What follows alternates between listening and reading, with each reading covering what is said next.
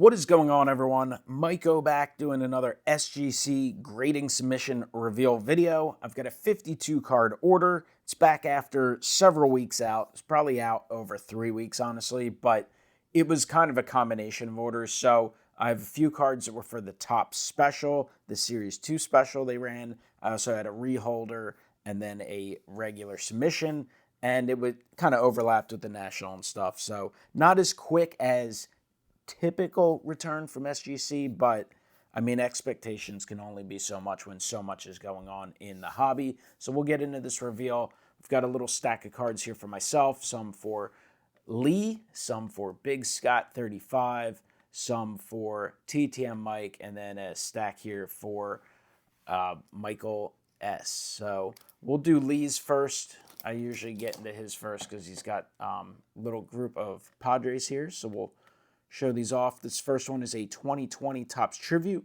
Manny Machado green parallel, serial numbered 1 of 99. That one received an SGC 9.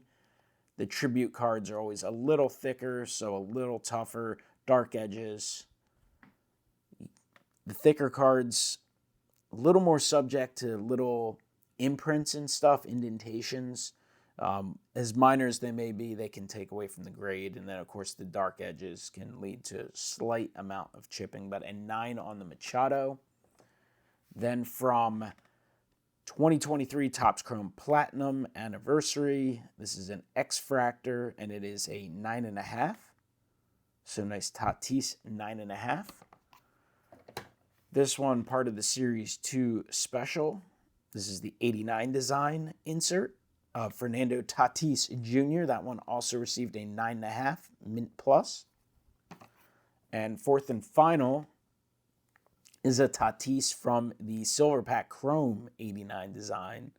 That Mojo refractor shine to it, and that is a Gem Mint 10. So nice Gem 10 there for Lee. So those are his 4 cards that will be added back into his Padres collection. All right, we got Big Scott 35 here in the middle. This one was a reholder, free reholder. It was mislabeled originally. So this is from the 2024 Topps Living set. It's the Roy Campanella. Absolutely beautiful looking card. This is the black biotext short print, super short prints. I don't remember what the exact print run is on them, but they're randomly inserted into orders. So that one is still a Gem Mint 10. It just, like I said, needed to be reslabbed, reholdered to have the flip fix. So, beautiful Campanella card there. I mean, just so many amazing cards. And whether you collect, the current day players or the old school players, it's one of the reasons collecting diverse eras of cards is great. I mean, you can't tell me that Campanella isn't just an absolutely gorgeous card. All right, next up, this is a 1950 Topps Parade, Confederate States, 1861, Flags of the World. It's a 1. Obviously, an old school item that you're not going to run into too much, but pretty cool looking. And that's a 1. Another lower grade card from 1952 Topps Look and See Lafayette. Received a 1. Obviously, it's creasing there. But again, these oddball sets you don't see as often as you see some of the sports sets. So, cool item there. And I think cards like that are just enhanced by the tucks. They look pretty great. 2024 Topps Now, Paul Skeens. That's a Gem Mint 10. So a Gem 10 Skeens, that's got to be a hot commodity in today's hobby. Skeens, one of the most popular players in the hobby right now. Does have kind of a limited run of cards to this point.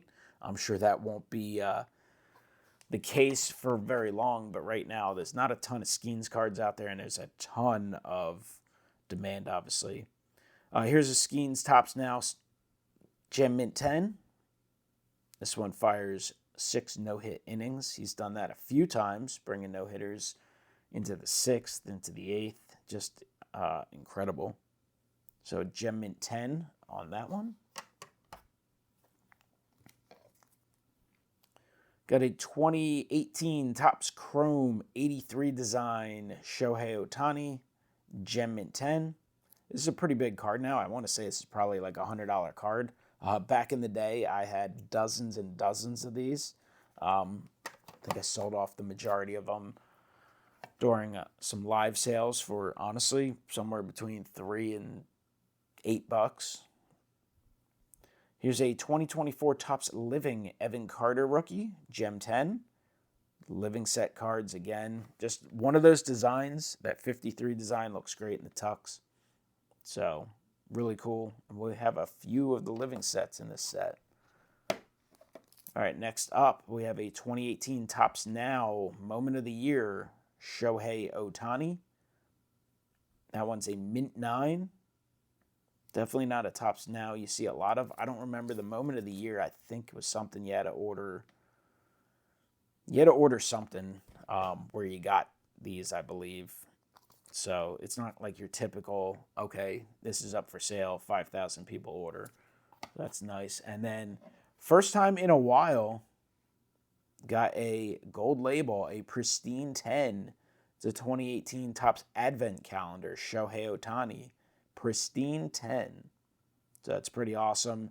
Honestly, the last time we got a pristine 10 may have also been Scott. He got the it was a Topps Now release when they did the White Sox game in Iowa. So I believe that might be the last one we had. So congrats, Scott. So a nice order for Scott. Now we got a stack here for TTM Mike. He's got a 1961 Golden Press, Home Run Baker, and a 3. I love this set. This set's super cool. If you guys are collecting different players from different eras, this is a vintage set. The subjects in the set, they're not playing day cards. They're legends of the past, guys who played in the 10s and 20s and such, produced in the 1960 set. But it's still fairly affordable, and they're beautiful looking cards. There is one Philly in the set, Grover Cleveland Alexander, which I have. It's super cool. So here's another Golden Press, Carl Hubble in a 4. We got Babe Ruth in a 2. I mean, just great looking cards, great color to them. There's a Willie Mays from 1991 Kellogg's. Got that Sportflix 3D action. Willie Mays in an 8. Another Golden Press. We got Pie Trainer in a 7. Also from the 61 Golden Press set, Tris Speaker in a 6. Little Star Wars Living Set action from 2022. It's Tala Durith in a 9.5.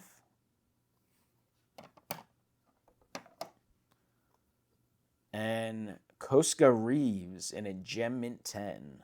That one's from 2021 Star Wars Living.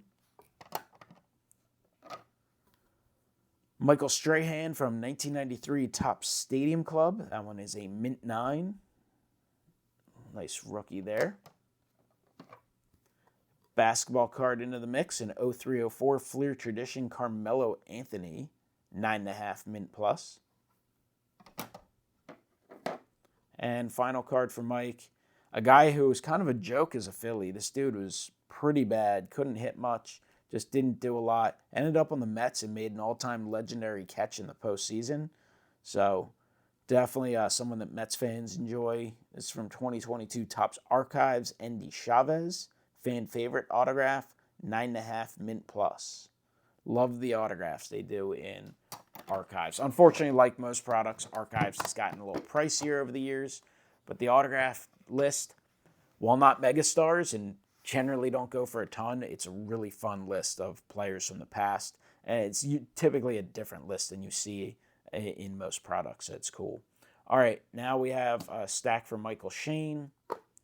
He has 2 that were not slabbed. The Washington Chronicles, George Washington's birthday, they did not grade. And from the same set, Battle of Princeton. So I'm not sure why that set isn't done, but those were the 2 rejects. in this order. Other cards from Michael, range of years, really cool stuff. This is a 1912 Luggett Myers T119 Mount Vernon, the Washington Mansion. That received a 2. Falcon Calvo, number 31, Monumentos Argentinos, 1.5. So George Washington in a 1.5. This set's awesome. This looks so good. I wish they had a Philly in this 1992 Cartwright's Tobacco Series. Got Ty Cobb in a 7. Just, I mean, looks beautiful. Little boxing action here, 1910. Serberg Company, the Young Corvette. That one's in authentic. Got evidence of trimming on the holder. So just an authentic but slabbed there. 1967 Topps Who Am I? George Washington, 4.5. Got clues on the back. So 4.5 on the George Washington. It's an awesome looking card. 1954 Bowman U.S. Navy Victories. Glover's Amphibians. I mean, just great looking artwork. Beautiful card.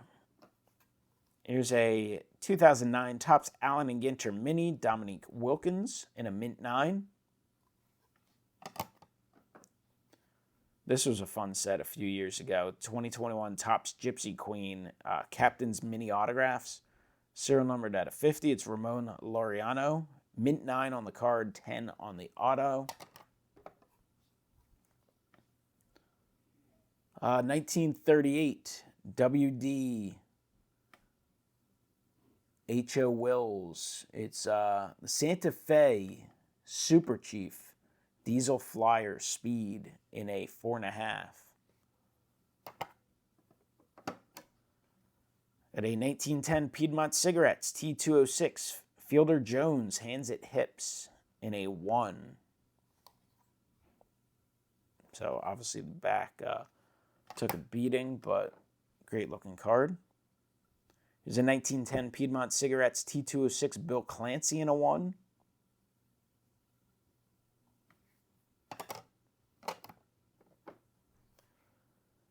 (1911) Flexo Giants Little Cigars T70 Surrender of Cornwallis. That's a VG3. Couple more cards here. We've got a 1911 Hoffman House Magnums T70 Inauguration of Washington Historical Events Series in a 2.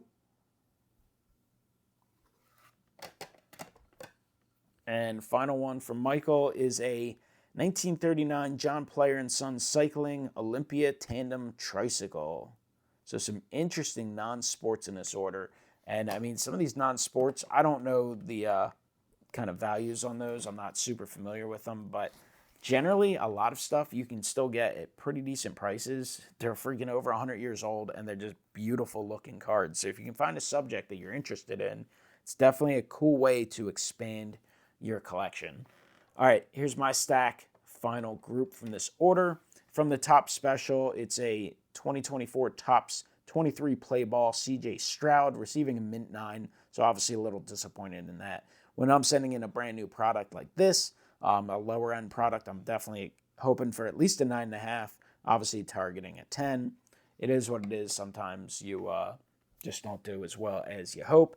I really didn't have much time to look through my 2024 top stuff. I pretty much ripped and sold a lot of stuff and then had stuff sitting around. I think when I was filling out the order, I just kind of glanced at some of the kind of non-baseball ones I had and thought that Stroud looked pretty good.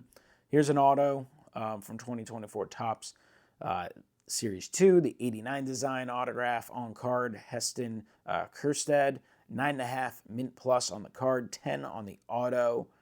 So not bad. This guy's super talented, just kind of back and forth, up and down. The Orioles just have so much unbelievable offensive talent. They were able to kind of overpay at the trade deadline for a few guys, and I don't know. Unfortunately, I don't know that they really got the guys that are going to help them enough, but we'll see. Obviously, they'll be there, and they'll be in the race for years to come. Offense is not the issue with them. It's just kind of getting some stability in the rotation and the bullpen, so probably off-season targets, but got that one back. Did okay with that. Then from 2023 Topps Chrome Platinum is a Gunnar Henderson rookie that received a Gem 10. Again, just a set I didn't really look through too much. When I was originally trying to fill this order, trying to get to 50 cards, I kind of dug through some stuff. Ended up going a little bit over, but had a couple of these left over from some sets and singles I sold, so I kind of just grabbed the best one. All right, for the collection, got a couple living set cards. Ryan Howard, Gem Mint 10. So did well with that. Happy about that. And then I'm going to have a Rollins in here somewhere else. Sent in a couple of these as well. 95 Bowman's Best. This is Steve McNair rookie, Mint 9.